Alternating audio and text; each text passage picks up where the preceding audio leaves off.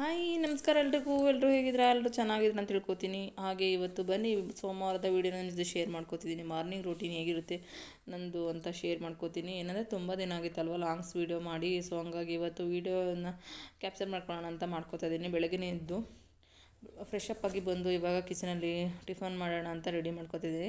ರಾತ್ರಿನೇ ಇಡ್ಲಿಗೆ ನೆನೆಸಿಟ್ಟಿದ್ದೆ, ಸೊ ಹಂಗಾಗಿ ಇವಾಗ ಇಡ್ಲಿ ಬೇಯಿಸೋಕೆ ಇಟ್ಬಿಟ್ಟು ಸಾಂಬಾರು ರಾತ್ರಿನೇ ಸಾಂಬಾರು ಮಾಡಿದ್ದೆ. ಸ್ವಲ್ಪ ಆಲೂಗೆಡ್ಡೆ ಗ್ರೇವಿ ಥರ ಅದೇ ಇತ್ತು. ಹಂಗಾಗಿ ಈಗ ಅದನ್ನು ಬಿಸಿ ಮಾಡಿಬಿಟ್ಟು ಮತ್ತು ಇಡ್ಲಿ ಬೇಯಿಸ್ಬಿಟ್ಟು ಬಾಕ್ಸ್ಗೆ ಹಾಕ್ಕೊಟ್ರೆ ಆಯಿತು ಅಂತ ಹೇಳ್ಬಿಟ್ಟು ಇವಾಗ ಇಡ್ಲಿ ಬೇಯಿಸೋಕೆ ಇಟ್ಟಿದ್ದೀನಿ. ಏನಂದರೆ ಸ್ವಲ್ಪ ಹೊರಗಡೆ ಕೆಲಸ ಎಲ್ಲ ಇವತ್ತು ಮುಗಿಸಿರ್ಲಿಲ್ಲ. ಇಡ್ಲಿ ಬೇಯಿಸೋಕೆ ಇಟ್ಬಿಟ್ಟು ಬಾಗಿಲೆಲ್ಲ ತೊಳೆದು ರಂಗೋಲಿ ಹಾಕೋಣ ಅಂತ ಹೇಳ್ಬಿಟ್ಟು ಇವಾಗ ಫಟಾಫಟ ಅಂತ ಇಡ್ಲಿ ಕೂಡ ಬೇಯಿಸೋಕೆ ಇಡ್ತಾಯಿದ್ದೀನಿ. ಏನಂದರೆ ಹೆಣ್ಮಕ್ಳದು ಒಂದೇ ಒಂದು ಪ್ರಾಬ್ಲಮ್ಮು, ಚಳಿ ಆಗಲಿ ಮಳೆ ಆಗಲಿ ಹುಷಾರಿಲ್ದ ಹೋಗಲಿ ಚೆನ್ನಾಗಿಲ್ದ ಹೋಗಲಿ ಏನೇ ಆದರೂ ಏನೇ ಆಗಲಿಲ್ಲ ಅಂದರೂ ನಾವೇ ಮಾಡಬೇಕು ಅನ್ನೋದೊಂದು ನಮ್ಮ ಕರ್ತವ್ಯನೋ, ಯಾರಿಗಾಗಿ ಈ ಬದುಕು, ಯಾರಿಗಾಗಿ ಈ ಹೋರಾಟ, ಯಾರಿಗಾಗಿ ಅಂತ ಅನಿಸ್ಬಿಡುತ್ತೆ ಒಂದೊಂದ್ಸಲ. ಎಷ್ಟೇ ಮಾಡಿದ್ರು ಯಾರ ಹತ್ರನೂ ಏನು ನಾವು ಒಳ್ಳೆಯವರು ಅಂತ ಅನ್ನಿಸ್ಕೊಳಕ್ಕಾಗೋದಿಲ್ಲ. ಇಷ್ಟೇ ಮಾಡಿದ್ರು ನಾವು ಕೆಟ್ಟವರು ಅಂತ ತಪ್ಪಿಸ್ಕೊಳ್ಳೋದಿಲ್ಲ. ಬಟ್ ಇರೋವರೆಗೂ ಮಾಡ್ಕೊಂಡು ಹೋಗ್ತಾ ಇರಬೇಕು, ಜೀವನ ಮುಂದೆ ಸಾಗಲೇಬೇಕಲ್ವಾ. ಸೊ ಹಂಗಾಗಿ ಜೀವನ ನಡೀತಾ ಇದೆ. ಇದಾದ್ಮೇಲೆ ನೋಡ್ತಾ ಇರ್ಬೋದು ಕೊರೆ ಎಷ್ಟು ಬಿದ್ದಿದೆ ಅಂದರೆ ನಾವು ಅಕ್ಟೋಬರ್, ನವಂಬರ್, ಡಿಸೆಂಬರ್, ಜನವರಿ, ಫೆಬ್ರವರಿಗೆ ಫುಲ್ ಕೋಲ್ಡ್ ಇರುತ್ತೆ.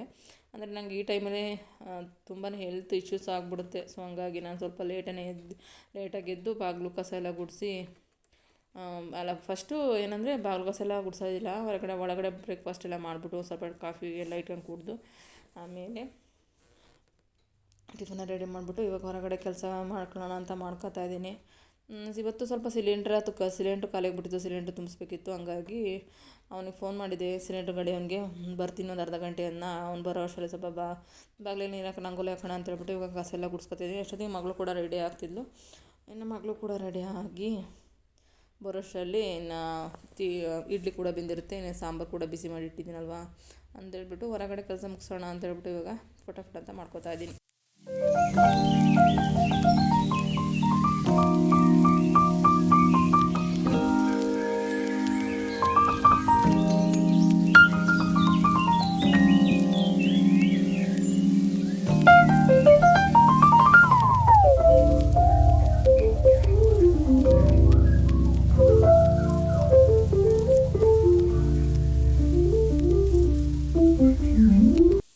ಇನ್ನು ಬಾಗಿಲಿಗೆ ನೀರು ಹಾಕಿ ಬರೋ ಅಷ್ಟರಲ್ಲಿ ಸಿಲಿಂಡ್ರು ಗಾಡಿ ಕೂಡ ಬಂತು. ಏನೋ ನಮ್ಮ ಮನೆಯವ್ರು ಕೂಡ ಮಲಗಿದ್ರು.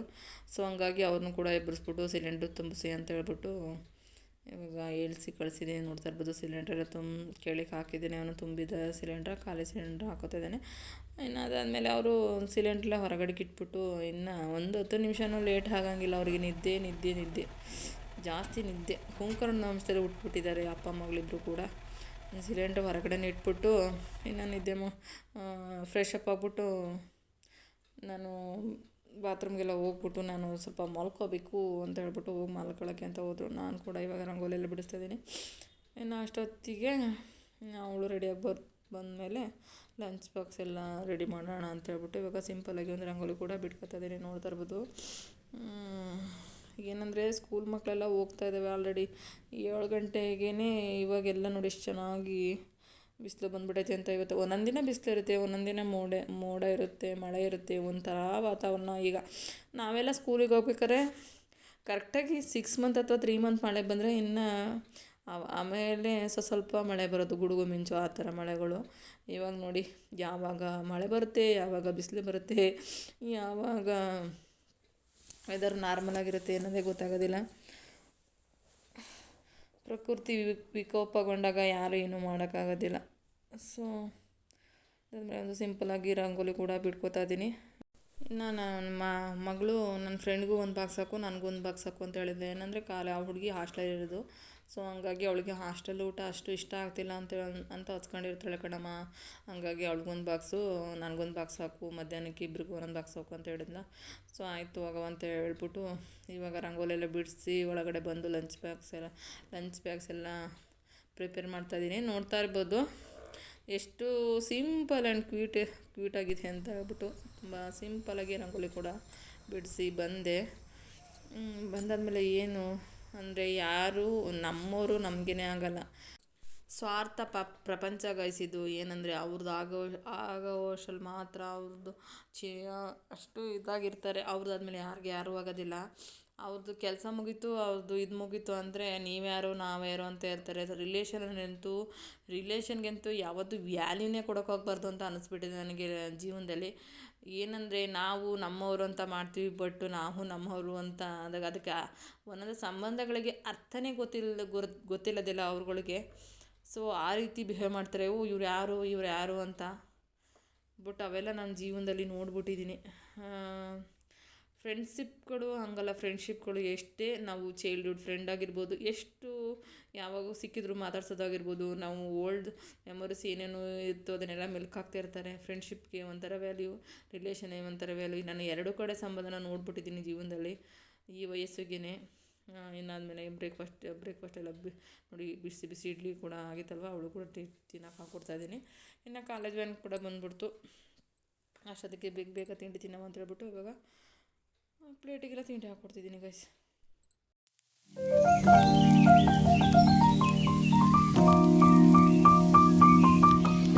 ಅವ್ಳು ಮನೆಯಿಂದ ಬರೋದು ಇವತ್ತು.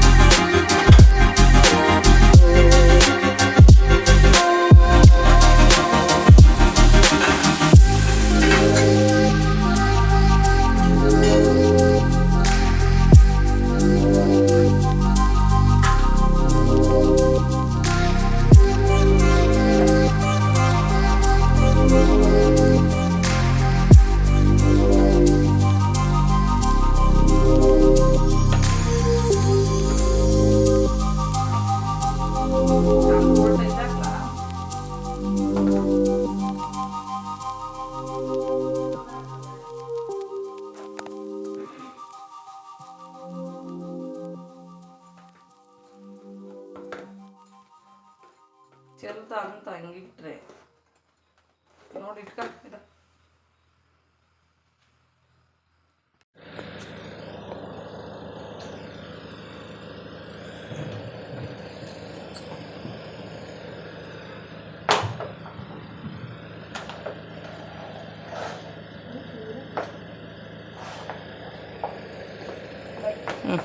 ಗೇಟೇನು ಹಾಕ್ಬಿಡ್ಬಿಡು ರಂಗೋಲಿ ಹಾಕ್ಬೇಕು ಅಯ್ಯಪ್ಪನ.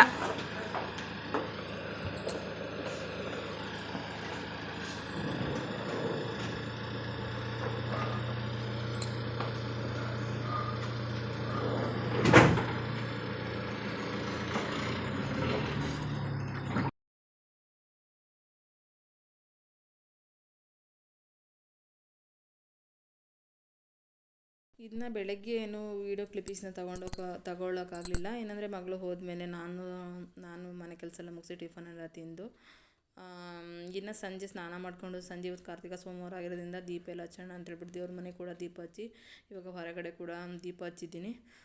ಇನ್ನು ಮಗಳು ಬರೋದು 6:30 ಆಗುತ್ತಲ್ವ, ಅಷ್ಟೊತ್ತಿಗೆ ದೀಪ ಎಲ್ಲ ಹಚ್ಚಿ ಮುಗ್ದಿತ್ತು ನೋಡಿ. ಫ್ರೆಶ್ ಅಪ್ ಆಗಿ ಬಂದಿದ್ದೀನಿ.